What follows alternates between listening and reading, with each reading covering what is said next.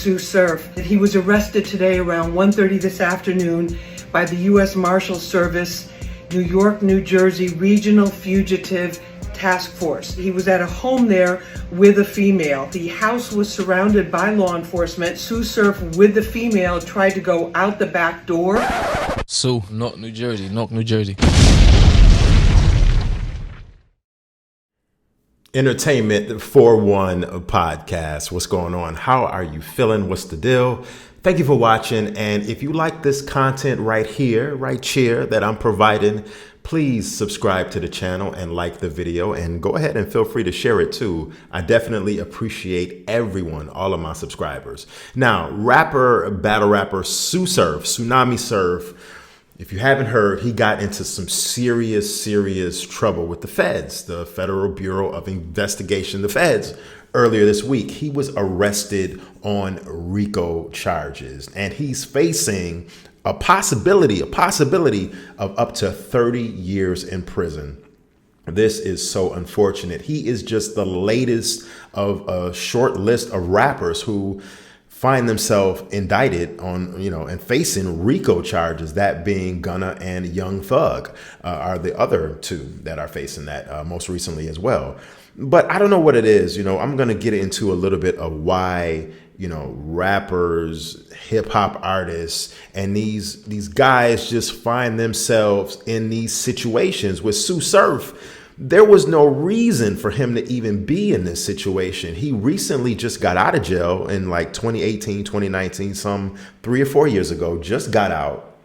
Now he finds himself back facing even a more longer prison sentence, almost up to 30 years. So, the gun charge alone that he's facing is an extra 10 years added on to that 20. It's absolutely crazy. But just in case you haven't heard, Tsu Surf, he's 32 years old. I mean, the guy still has a budding rap career.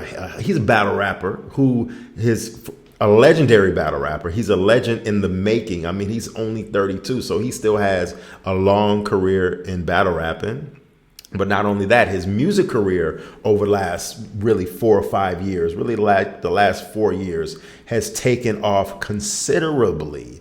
And just to give that all away, to still be leading the street life and in the streets and doing your thing with your affiliations, it's just mind-boggling to me that these MCs, these rappers, these hip-hop artists, that's not necessarily top-tier artists and well-known household names like your Drakes, your 50 Cents, your Eminems. I'm not mega stars like that, but still they're bubbling, they're buzzing like Young Thug. They have an amazing career, a long career ahead of them, making millions of dollars, if not hundreds of thousands of dollars, if not millions of dollars, popularity, women. They can have the fame, the fortune, and all that, but they just can't leave the street life alone.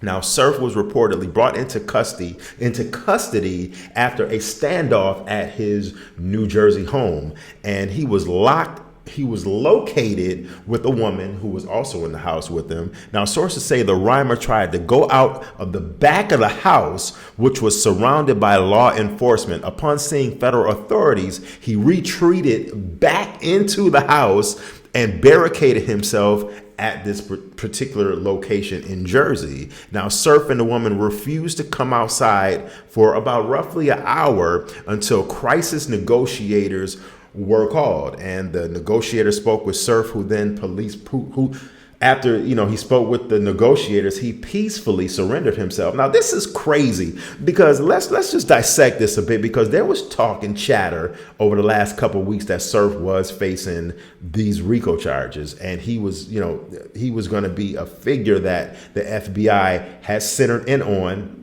So Surf knew that this was coming. Surf knew that the feds was after him, but instead of laying low or doing, if you're a fugitive on the run, or the feds is coming after you, you're either going to lay low, very low, you're going to lay low in an undisclosed location. Okay, not an undisclosed location in your home city. But Surf, reading these reports and everything that I've heard over the last couple of days, he didn't do that.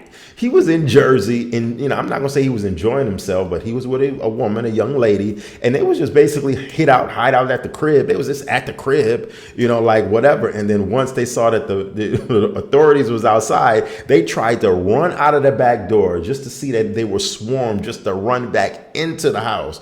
I mean, this is just unbelievable. You can't make this stuff up. And Surfer knew that they were coming after him, weeks ago. This is what I've been heard. I mean, he knew that they were after him. So it's just, to me, it's just boneheaded. I mean, the whole situation just doesn't make sense. You see people say, Instagram, everybody on Twitter, Instagram, social media, free surf, hashtag free surf and all of that, free the boy, free the man and all that. But I don't feel sorry for none of these hip hop artists. I don't. Listen, it's an unfortunate situation that a black man finds himself in this situation where he has the fame, he has money, he has success, and he's escaped that hood life, that inner city life. I mean, the guy, Tsu Surf, was just locked up a couple years ago. Leave that life alone. Leave it in the past. But something about, if it's just the way, we would come up in the hood, not we, because I don't include myself in none of this, even though I was